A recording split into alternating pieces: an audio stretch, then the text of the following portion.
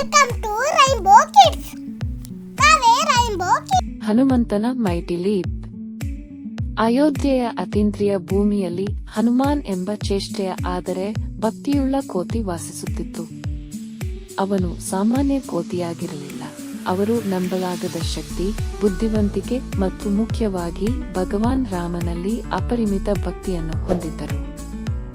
ಒಂದು ದಿನ ಭಗವಾನ್ ರಾಮನ ಪ್ರೀತಿಯ ಪತ್ನಿ ಸೀತೆಯನ್ನು ದುಷ್ಟ ರಾಕ್ಷಸ ರಾಜ ರಾವಣನಿಂದ ಅಪಹರಿಸಿದಾಗ ಭಗವಾನ್ ರಾಮ ಮತ್ತು ಅವನ ನಿಷ್ಠಾವಂತ ಸಹಚರನಾದ ಹನುಮಂತನು ಅವಳನ್ನು ರಕ್ಷಿಸಲು ಅನ್ವೇಷಣೆಗೆ ಹೊರಟನು. ಅವರು ಭಾರತದ ದಕ್ಷಿಣ ತುದಿಯನ್ನು ತಲುಪಿದಾಗ ಅವರು ಬೃಹತ್ ಅಡಚಣೆಯನ್ನು ಎದುರಿಸಿದರು. ವಿಶಾಲವಾದ ಸಾಗರ. ಸೀತೆಯನ್ನು ಸೆರೆಹಿಡಿದಿದ್ದ ದ್ವೀಪವನ್ನು ತಲುಪಲು ಏಕೈಕ ಮಾರ್ಗವೆಂದರೆ ಪ್ರಬಲವಾದ ಸಮುದ್ರವನ್ನು ದಾಟುವುದು. ರಾಮನ ಜೊತೆಯಲ್ಲಿ ಬಂದ ಕೋತಿಗಳು ಮತ್ತು ಕರಡಿಗಳು ಹೇಗೆ ಮುಂದುವರಿಯಬೇಕೆಂದು ತಿಳಿಯದೆ ತಲ್ಲಣಗೊಂಡವು. ಹನುಮಂತನು ತನ್ನ ಅಚಲ ಭಕ್ತಿಯಿಂದ ಉತ್ತೇಜಿತನಾದನು. ವಿಷಯಗಳನ್ನು ತನ್ನ ಕೈಗೆ ತೆಗೆದುಕೊಳ್ಳಲು ನಿರ್ಧರಿಸಿದನು. ಪ್ರಬಲವಾದ ಗರ್ಜನೆಯೊಂದಿಗೆ ಅವರು ಸೀತೆಯನ್ನು ಹುಡುಕಲು ಸಾಗರದಾದ್ಯಂತ ಜಿಗಿಯುವ ಯೋಜನೆಯನ್ನು ಘೋಷಿಸಿದರು. ಹನುಮಂತ ತನ್ನ ಅಸಾಧಾರಣ ಕುಣಿತಕ್ಕೆ ತಯಾರಾಗುತ್ತಿರುವುದನ್ನು ಎಲ್ಲರೂ ಬೆರಗುಗಣ್ಣಿನಿಂದ ನೋಡಿದರು.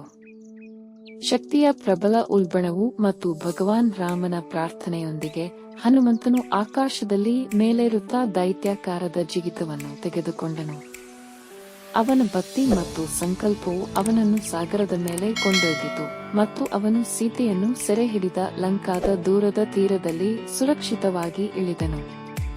ಲಂಕಾದಲ್ಲಿ ಹನುಮಂತನು ಹಲವಾರು ಸವಾಲುಗಳನ್ನು ಎದುರಿಸಿದನು, ಆದರೆ ತನ್ನ ಧ್ಯೇಯದಲ್ಲಿ ದೃಢವಾಗಿ ಉಳಿದನು.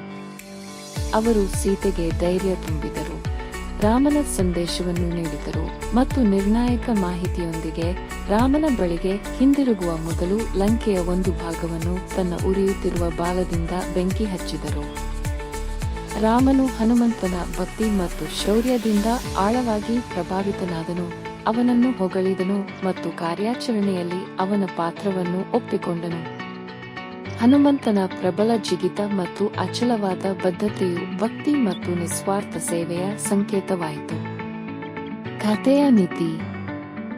ಹನುಮಂತನ ಕಥೆಯು ಭಕ್ತಿ, ಧೈರ್ಯ ಮತ್ತು ನಿಸ್ವಾರ್ಥತೆಯ ಶಕ್ತಿಯ ಬಗ್ಗೆ ನಮಗೆ ಕಲಿಸುತ್ತದೆ. ಸವಾಲುಗಳನ್ನು ಎದುರಿಸಲು ಮತ್ತು ಅವರ ನಂಬಿಕೆಗಳಿಗೆ ಬದ್ಧರಾಗಿರಲು ಇದು ಮಕ್ಕಳನ್ನು ಪ್ರೋತ್ಸಾಹಿಸುತ್ತದೆ.